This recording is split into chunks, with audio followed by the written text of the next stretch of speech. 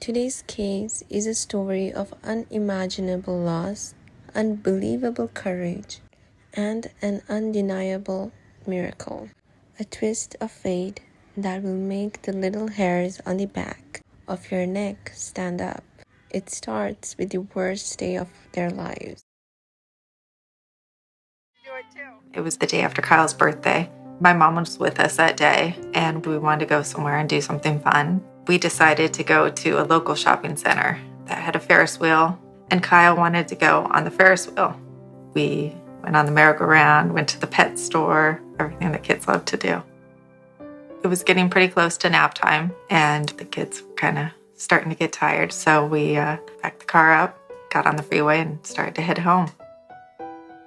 While we were driving home, Emma and Katie were watching a movie on TV, and Kyle was playing with a new Nintendo DS he just got for his birthday. After 10 minutes being in the car, I was stopped in traffic, and I turned around to check on the kids, and that's when I noticed that Katie was falling asleep.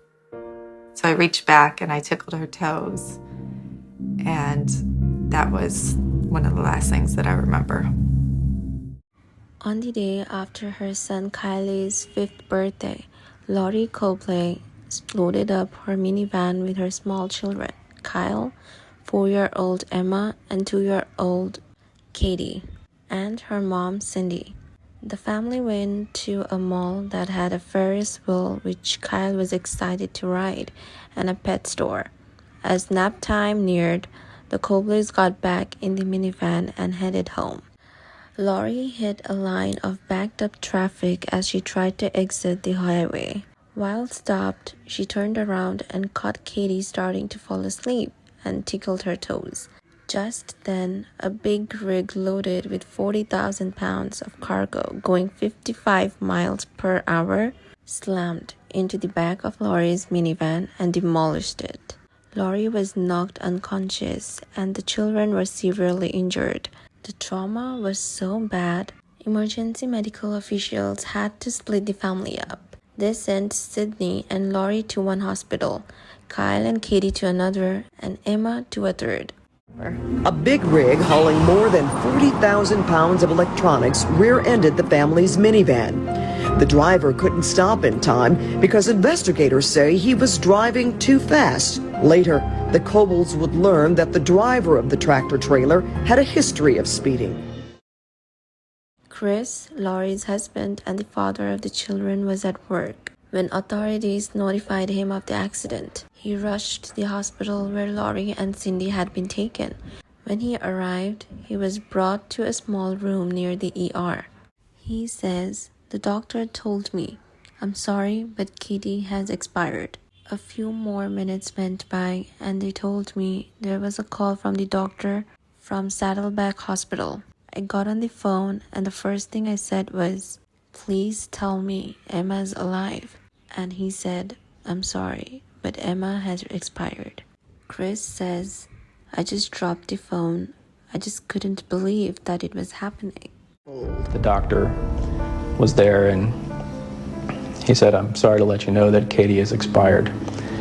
And, you can't describe the feeling that hits you, and I'm kind of feeling that weight hit me right now as I'm talking about it. The first thing I said to him was, "Please don't tell me Emma's dead." And he said, "I'm sorry, but Emma has expired." At the hospital, I woke up to Chris, and I said, "Where are the kids?" And he said, "The girls are dead." Chris told Lori that the girls had both died and then rushed to the hospital where Kyle had been admitted. Though Kyle's opened eyes gave Chris hope, doctors told him the truth. Kyle's brain had not been receiving any oxygen. They recommended taking Kyle off life support. Lori was transported to Kyle's hospital so she and Chris could say goodbye to Kyle together. She's climbing out of the wheelchair the best she can to hug Kyle and saying he's got to go and be with his sisters now. His sisters are waiting for him. Chris says we stopped life support and the machines went dark and the room went dark. I held my hand on his chest until his heart stopped beating, and he was gone. The 5-year-old was hit so hard in the crash, his brainstem had separated. He was kept alive artificially until that night, when Lori could be rushed to the same hospital. I remember when I believe they first wheeled me in, I looked over at Kyle and his eyes were open. And I remember looking around and my sister-in-law was in the room and my brother, and just thinking, he's okay, his eyes are open, he's fine. And then starting to realize what was going on around me. So although Lori said she doesn't remember this part, after we were there with him for a period of time, Lori said, he needs to be with his sisters. So we asked that they stop resuscitation, and so they shut all the equipment off. It kind of became dark and silent, and we sat with him and held his hand. Lori and Chris say that the tragedy became real for them and they had to plan Kyle, Emma, and Katie's funeral and burial. We did a viewing. We got to see the kids one last time, Lori says. They opened the doors and in the back of the room there were just 3 little caskets in a semicircle. At the funeral service, Lori and Chris gathered enough strength to speak about their children's lives. Chris says one of the underlying theories of grief is facing the hard things. In this situation, you just can't sit back and let it consume you. You have to look in the face of the guilt and walk through the pain. As they worked through their grief, Lori and Chris made a pact with each other to not commit suicide, to stay alive for each other. Lori says, we promised not to leave each other alone. Where they once had a boisterous, happy home, Chris and Lori now found deafening silence and loneliness. We have tons of kids on our street, and kids are always playing in the street, Lori says. We would close our doors. We had to go in the back of the house, so we didn't have to hear the kids coming and knocking at the door. Lori's mother, Cindy, says she was extremely worried about her daughter and son-in-law in the wake of their children's death. Cindy says, one day I went over to their house because she wasn't answering the phone and started to think maybe they're going to hurt themselves because I knew how much pain I was in losing my grandchildren. And when she came, Lori and Chris were not home when Cindy stopped by and their car was gone. She says, of course, then my mind goes to somewhere else. What could they be doing in the car? And then Lori called. She and Chris had been out together, but Cindy says she was already hysterical by the time she talked to her daughter, who had to calm her down. 3 months after the accident, Chris and Lori decided to try to have more children. For medical reasons, the Cobles tried in vitro fertilization. On their first try, they started with 10 eggs. 3 were successfully fertilized, 2 girls and a boy. Almost exactly a year after Kyle, Emma, and Katie died, Lori gave birth to triplets, Ashley, Ellie, and Jake. Decision. I think that was an easy decision to make. I think we had so much fun with the kids. The kids would want us to be happy again. They'd want us to have more children. Mm-hmm.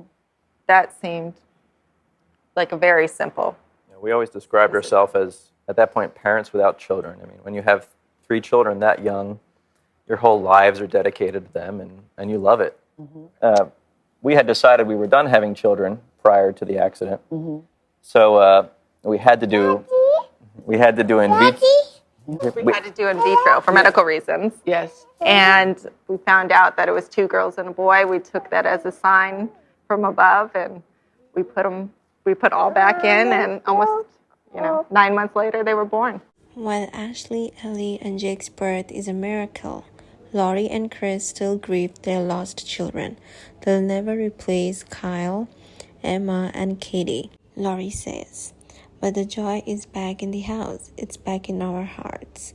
They fill our lives again with love and happiness and laughter.